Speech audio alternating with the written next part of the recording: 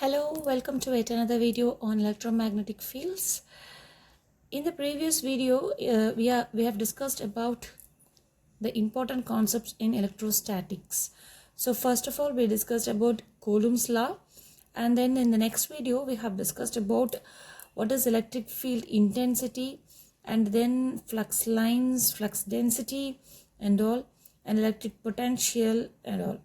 And in the next video, we have discussed about the electric field intensity in point and continuous charge distributions.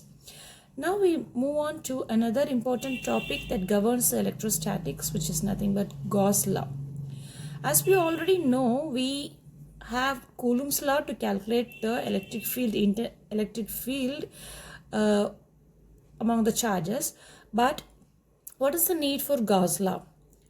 So in this video, we will deeply discuss about what is Gauss law and how it plays a fundamental role in this electromagnetism. So here we are going to discuss the Gauss law through an analogy, and we are going to discuss Gauss law, and with some case applications we are going to discuss about the Gauss law. So the main objective of this particular video is to understand the core principle of Gauss law and its applications. So, and also where to choose the Gaussian surface for various charge distributions, that is also being discussed here. First, before getting into the actual law, let us discuss an analogy. So assume a balloon. Imagine the pressure inside, the air pressure inside the balloon represents the electric field lines, and when you emanate or when you inflate the balloon, the air pushes outwards perpendicular to the surface, right? So this air represents the electric field lines. So consider a balloon. You are going to fill the balloon with air, and we are going to let it free in the air, the environment, and due to the upward movement or the pressure, air pressure inside the balloon pushes outwards, pushes up in the air, because the air pressure inside the balloon pushes outwards, which is nothing but perpendicular to the surface. So it is an analogy to this electric field in a volume. Now consider the amount of air passing through any imaginary surface enclosing the balloon. So this flow or the flux is directly related to the total air inside, right?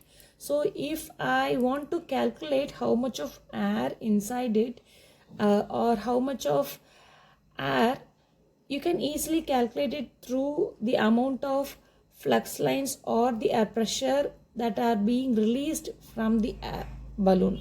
So this is similar to the Gauss law. So if you want to measure electric flux, or if you want to measure the total electric field in a volume, it is equal to the amount of flux lines that are passing through the given surface. So here the electric field intensity will be equal to the electric flux lines, and we know that electric flux lines is directly proportional to the electric charges enclosed within the surface. So here in this analogy, the air pressure represents the electric fields, okay, which makes this concept to understandable form.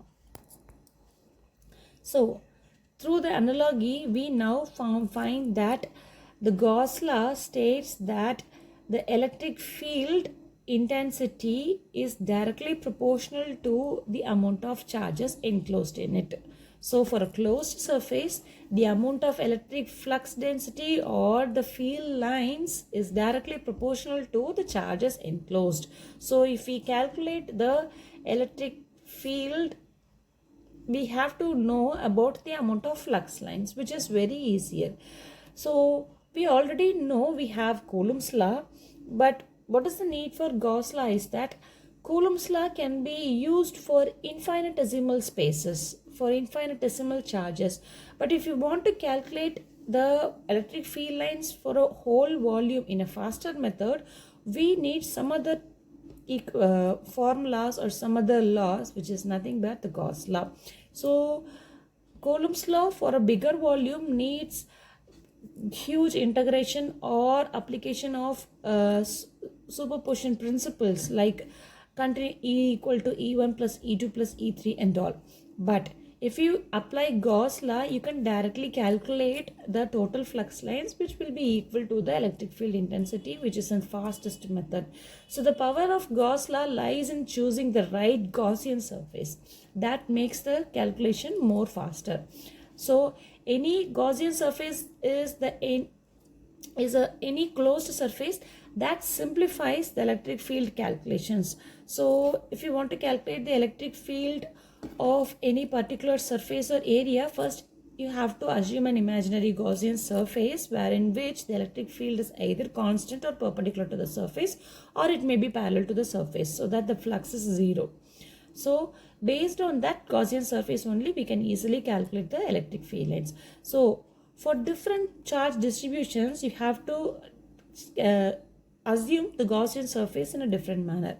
So the best possible Gaussian surface for a point charge is a spherical Gaussian surface, because it is centered at the point charge, which ensures a constant electric field perpendicular to the surface.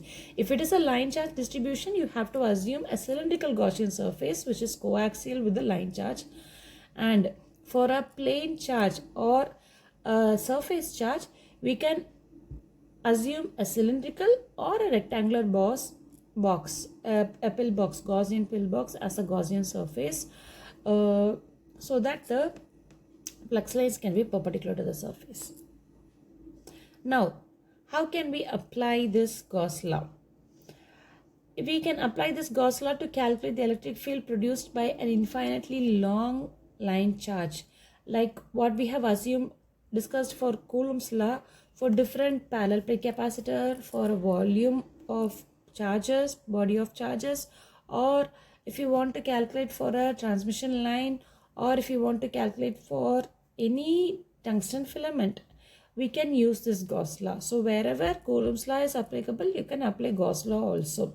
And at the end of the calculation, both yields the same results.